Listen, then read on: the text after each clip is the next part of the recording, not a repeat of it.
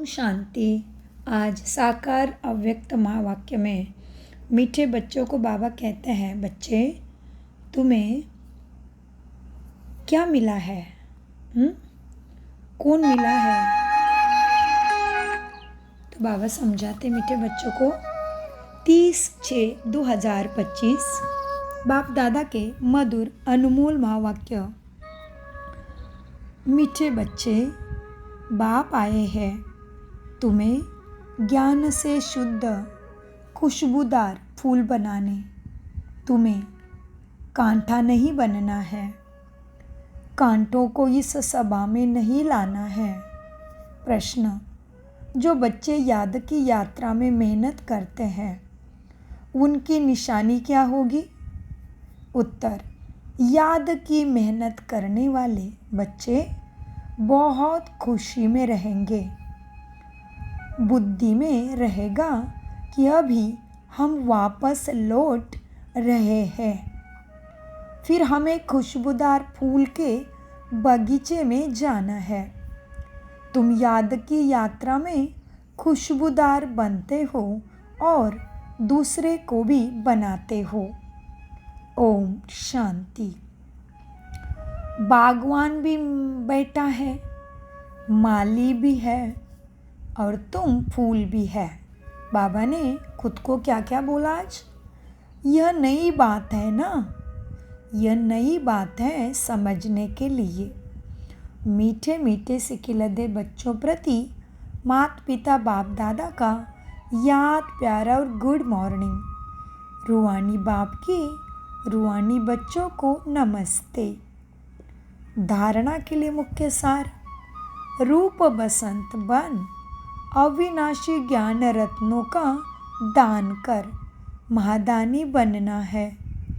जो पढ़ाई पढ़ते हो वह दूसरे को भी पढ़ानी है। किसी भी बात में मूंझना व डरना नहीं है, अपनी संभाल करनी है। अपने आप से पूछना है, मैं किस प्रकार का फूल हूँ? मेरे में कोई बदबू तो नहीं है ना? जैसे देखो, कमल का भी पुष्प होता है, गुलाब का भी पुष्प होता है, जास्मीन का भी पुष्प होता है, मोगरे का भी पुष्प होता है और पॉइजनस धतूरा आक का फूल भी होता है। सूरजमुखी सूर्य फूल भी होता है। तुम्हें कैसा हो चेक करना है।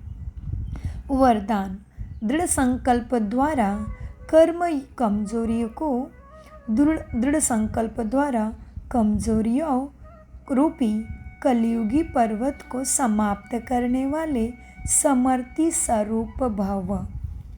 कितना सुंदर वरदान है। दृढ़ संकल्प द्वारा कमजोरियों रूपी कलयुगी पर्वत को समाप्त करने वाले समर्थी स्वरूप भव।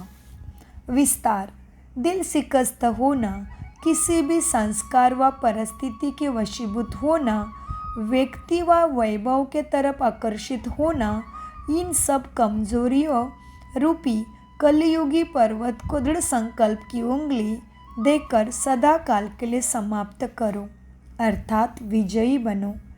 विजयी हमारे गले का, विजय हमारे गले की माला है। सदा इस स्मृति में समर्थी स्वरूप बनो। यही स्नेह का रिटर्न है। जैसे साकार बाप ने स्थिति का स्तंभ बनाकर दिखाया, ऐसे फॉलो फादर कर सर्व गुणों के स्तंभ बनो। आज भी बाबा ने ब्रह्मा माँ का याद दिलाया। कल भी बाबा ने अव्यक्त मुरली में भी कहा, ब्रह्मा बाबा कैसे लास्ट तक क्या रहे?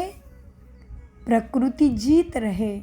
ना आँखों में चश्मा पहना, ना शरीर को कोई इतनी उम्र होने के बाद भी तपस्वी स्थिति में बैठने के लिए कोई बड़ा सोफ़ा चाहिए, कोई पीछे बैक में सपोर्ट चाहिए, ऐसे कुछ भी नहीं। आज भी बाबा ने क्या बोला?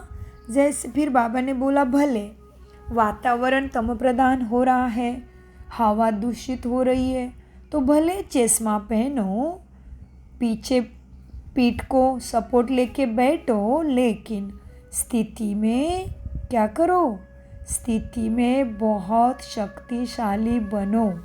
ये बोला बाबा ने कल, और आज कितना सुंदर बोला है वरदान के विस्तार में। तो बार बार अभ्यास करके इसको हमें पक्का करना ही है। स्लोगन, साधन सेवाओं के लिए है, आराम पसंद बनने के लिए नहीं। देखो अंडरलाइन करना है। तो हमारा समय, हमारा संकल्प, हमारा तन, हमारा धन, हमारा मन कहाँ कहाँ जाता है। व्यर्थ दुनियाई बातों में तो हम इस खजाने को वेस्ट नहीं कर रहे हैं ना, चेक करना है। क्योंकि स्लोगन हमेशा की तरह बहुत पावरफुल है। मतलब क्या, छोटा पैकेट और बड़ी प्राप्ति। स्लोगन। तो बाबा क्या कहते हैं, साधन सेवा के लिए तुम्हें मिले हैं प्रकृति द्वारा, परमात्मा द्वारा, आराम पसंद बनने के लिए नहीं। अव्यक्त इशारे, आत्मिक स्थिति में रहने का अभ्यास करो, अंतर्मुखी बनो। जैसे एटम बॉम्ब एक स्थान पर छोड़ने से चारों ओर उसके अंश फैल जाते हैं, वैसे एटम बॉम्ब है और यह आत्मिक बॉम्ब है। इसका प्रभाव अनेक आत्माओं को आकर्षित करेगा और सहजी प्रजा की वृद्धि हो जाएगी। इसलिए संगठित रूप में आत्मिक स्वरूप के अभ्यास को बढ़ाओ, स्मृति स्वरूप बनो, तो वायुमंडल प्रभाव पावरफुल हो जाएगा। ओम शांति, ओम शांति, ओम शांति। मीठे प्यारे बाप दादा का अनगिनत पदम गुना शुक्रिया, शुक्रिया, शुक्रिया प्यारे बाबा, शुक्रिया प्यारे फरीद।